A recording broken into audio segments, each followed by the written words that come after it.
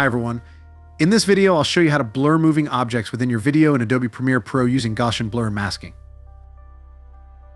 First, select the video clip with the object you want to blur and place it on the timeline. Next, go to the Effects panel, search for Gaussian blur and drag it onto your video clip. With the video clip selected, go to the Effects Controls panel. Select Gaussian blur and select the pen tool to create a mask around the object. Adjust the mask path to fit the shape of the object.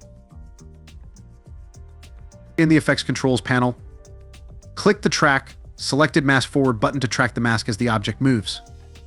This will make the mask follow the object's movement throughout the clip. Adjust the blurriness value in the Gaussian blur effect to achieve the desired blur level for the moving object. Increase the value to make the blur more pronounced. Preview your clip to see the blur effect on the moving object.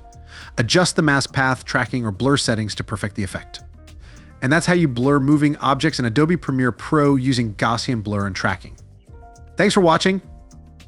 If you found this video helpful, please like, comment, and subscribe for more tutorials.